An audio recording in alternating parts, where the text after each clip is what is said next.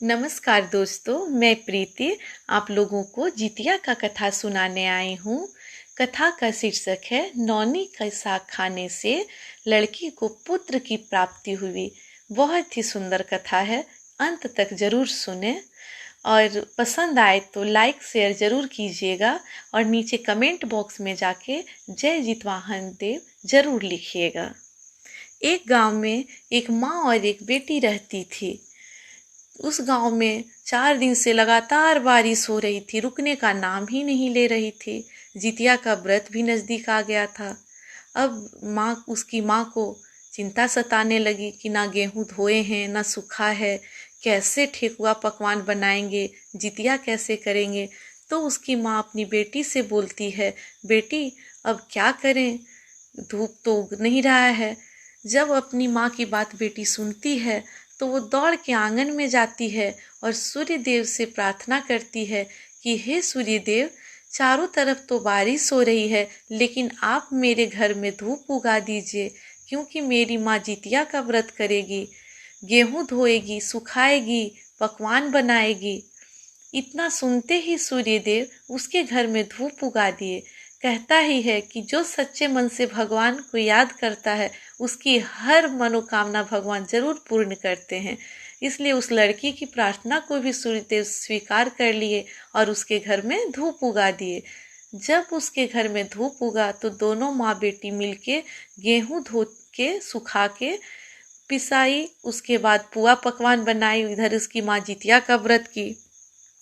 जब उसकी माँ जितिया का व्रत कर ली तो अगले दिन उसकी बेटी सोची कि माँ तो जितिया का व्रत की है, माँ को भूख लगी होगी। तो वो सुबह जल्दी उठ गई खाना बनाने के लिए कि जल्दी खाना बनाएंगे तो माँ खाएगी।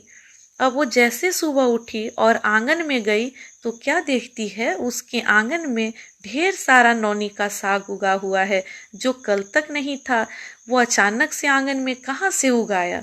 ये देख वो अपनी माँ के पास गई और माँ से बोलती है, माँ आंगन में ढेर सारा नौनी का साग उगा है, आज साग को बना लें। उसकी माँ बोलती है, ठीक है बना लो।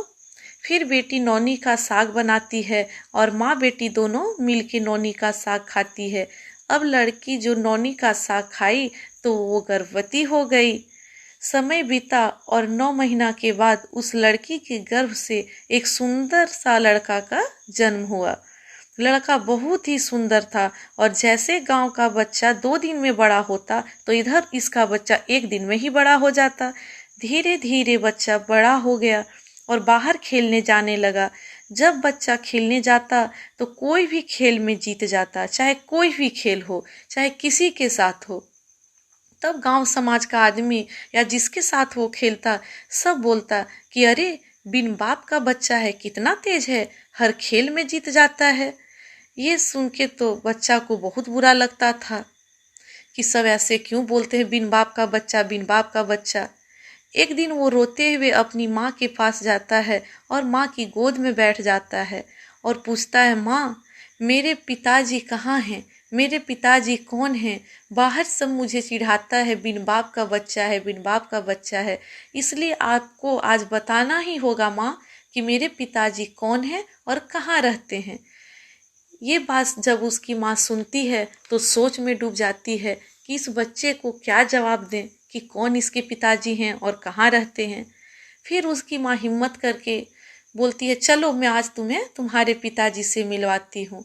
और अपने बच्चे का हाथ पकड़ के वो आंगन में आ जाती है जहाँ पे नौनी का साग उगा हुआ था और सूर्य देव से प्रार्थना करती है कि हे नाथ, ये तो आपका दिया हुआ ही बच्चा है, अब आप ही इसको जवाब दीजिए कि इसके पिताजी कौन हैं और कहाँ रहते हैं। और इतना सुनते ही सूर्यदेव आंगन में आ जाते हैं और उस बालक से बोलते हैं कि हे बालक, मैं ही तुम्हारे पिताजी हूँ। और इतना बोलकर सूर्यदेव जाने लगते हैं तो बच्चा दौड़ के उनके रथ को पकड़ लेता है और बोलता है, मैं आपको नहीं जाने दूंगा, मैं आपको नहीं जाने दूंगा। सबके पिताजी तो अपने बच्चे के साथ रहते हैं और आप बोलते हैं मैं जा रहा हूँ, इसलिए मैं आपको नहीं जाने दूंगा। तो सूर्यदेव बोलते हैं, हे बालक, मैं तुम्हारे साथ नहीं रह सकता, लेकिन हम तुमको आशीर्वाद देते हैं, आज से तुम्हारा नाम जितवाहन बाबा होगा और जो भी महिला सच्चे मन से जितिया का व्रत करेगी और तुम्हारा कथा सुनेगी, उसका गोद सदा भरा हुआ रहेगा, उसका गोद कभी भी खाली नहीं रहेगा, सुख सौभाग्य बना रहेगा, उसका वंश सदा ही बढ़ते रहेगा।